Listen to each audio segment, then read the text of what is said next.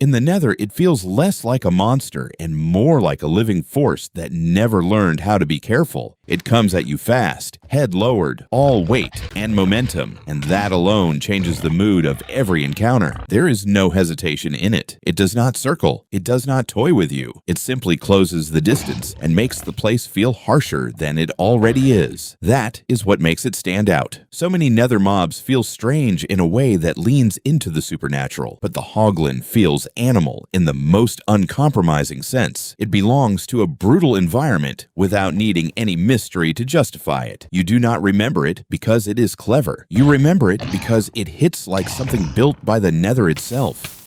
Horse. A good horse changes how a survival world feels under your feet. Suddenly, distance stops being a slow complaint and becomes something you can actually manage. Long trips get cleaner, faster, less punishing. The world opens up in a way that is hard to appreciate until you have spent enough time walking the hard way. There is also something very plain and satisfying about it. No special trick, no dramatic gimmick, just speed, height, and a real sense of movement. Early on, that matters a lot. A horse can turn a rough journey into something smooth enough to trust, and that kind of reliability makes it one of the most quietly important mobs in the game.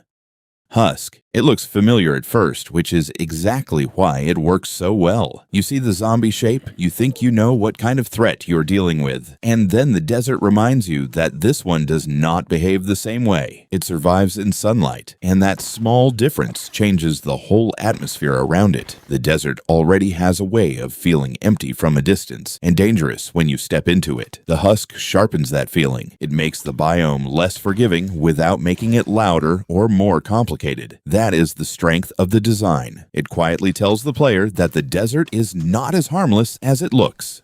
Iron Golem. It has the kind of presence you notice before it even moves. Large, solid, built from iron and purpose. It stands in villages like a promise that someone is watching over the place. It does not need to say anything. The shape alone communicates safety, and that is a rare thing in a game full of threats. What gives it extra weight is the fact that players can build them themselves. That makes the mob feel connected to human intention, not just world generation. It is protection you help create, and that makes its role feel personal.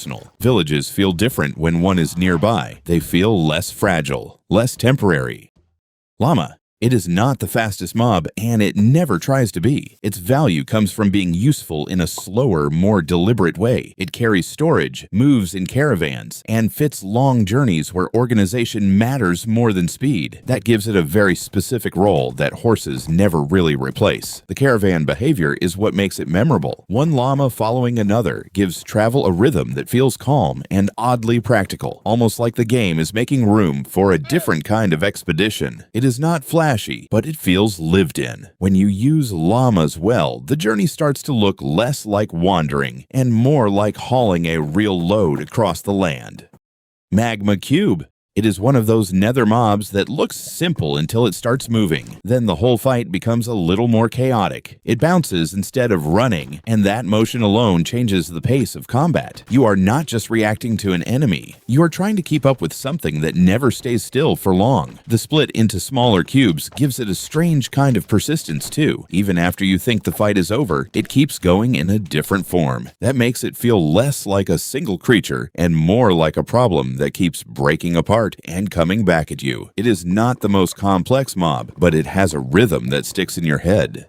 Mooshroom. It is a cow, and yet it is not really just a cow. That is the whole charm of it. The Mushroom Island setting gives it a strange, almost dreamlike quality, and the mob fits that world perfectly. It feels familiar enough to recognize at a glance, but unusual enough to make the biome feel truly separate from everything else. The reason it lasts in memory is simple. It takes something ordinary and lets the environment transform it. That idea gives Mushroom Islands a much stronger identity. Without the mushroom, the biome would still be unusual. With it, the place feels complete, as if the animal and the land were made for each other.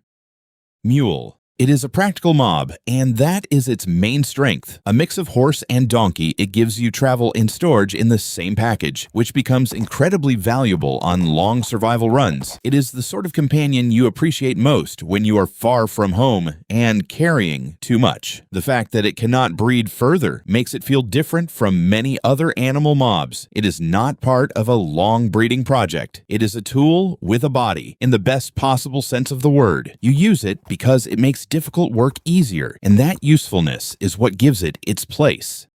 Ocelot. It brings a quiet kind of life to the jungle. Shy, careful, and hard to get close to, it makes the biome feel less like scenery and more like a place that belongs to itself. You do not feel welcomed by it. You feel observed by a creature that would rather remain hidden. That distance is part of its appeal, even when it is not doing much mechanically. It adds tension and texture to the jungle. It keeps the place from feeling tamed. Some mobs are there to assist the player, and some are there to remind the player that this world has its own habits. The Ocelot does the second job well.